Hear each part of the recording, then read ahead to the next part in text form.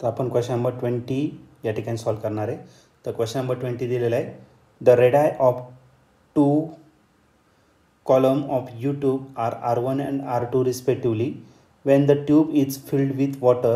Okay, तर एक U tube दिलेला आहे, त्याची जी कॉलम आहे दोन कॉलम, तर पहिल्या कॉलमचे रेडियस R1 आहे, दुसऱ्या कॉलमचे रेडियस R2 इतके दिलेले आहे. तर या कॉलममध्ये आपल्याला पाणी भरायचं आहे. The difference in level of two arms is H. तर त्या दोन्ही साईडमध्ये जी आर्म्समध्ये जी लेवल पाण्याची जी लेवलचा डिफरन्स आहे तो किती दिला आहे तर H इतका दिलेला आहे. The surface tension of water in dyne per centimetre is. तर हा डाइन पर सेंटीमीटरमध्ये आपल्याला सरफेस टेन्शन या ठिकाणी फाईंड करायचं, म्हणजे CGS युनिट तुम्हाला या ठिकाणी घ्यायचं आहे. तर हा जो क्वेश्चन आहे हा 2019ला आलेला होता. तर याचे 4 ऑप्शनपैकी पहिलं जे ऑप्शन आहे ए ते आहे HG R1 R2 divided by 2 in bracket R2 minus R1. B option आहे HG in bracket R2 minus R1. C option आहे HG R1 R2 in bracket divided by in bracket R1 minus R2. D option आहे HG in bracket R2 minus R1 total divided by 2 R1 into R2.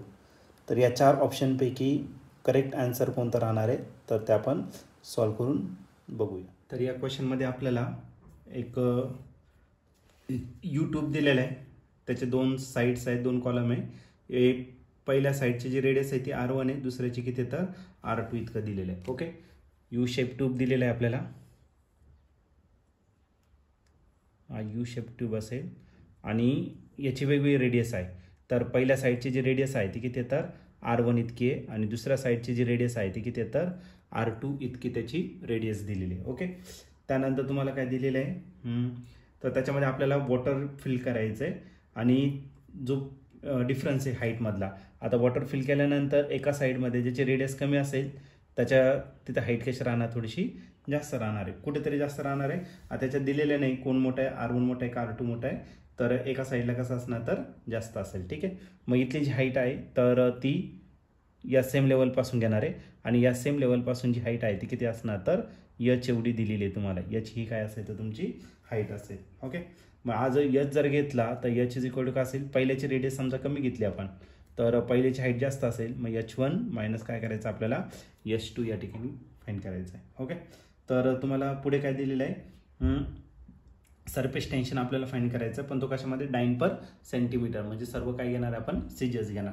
आता हाईटचा जो formula जर घेतला तर हाईटचा formula जो असतो तो असतो 2T cos θ divided by R rho G. Okay, तर हाईट आहे. आता वॉटर आहे, वॉटरसाठी थिटा जो असतो तो किती असतो 0 डिग्री, मग आपण थिटाच्या जागा टाकणार आता cos 0 degree divided by R.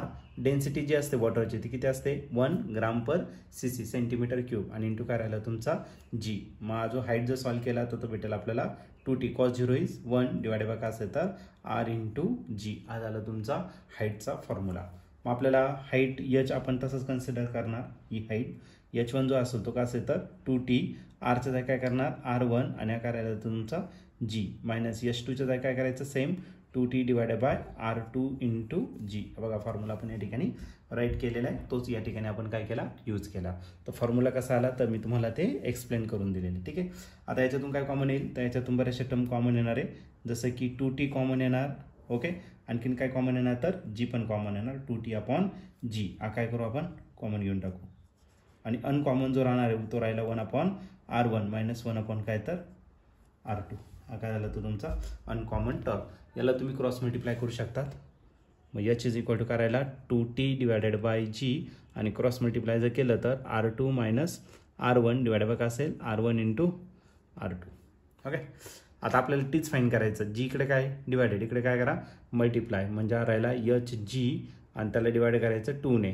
आणखीन ही जी टर्म इकडे डिवायडेड आहे म्हणजे कोण R1 आणि R2 जो डिवाइड होता इकडे मल्टिप्लाय झाला आणि जो मल्टिप्लाय तो काय झाला तर डिवाइड, इथं काय राहिला तर तुमचा T राहिला. ओके, तर याला जर सिम्प्लिफाईड केलं ऑप्शननुसार तर आपल्याला वरती काय करायचं HG R1 into R2 and total divided by काय असेल तर 2 in bracket R2 minus R1.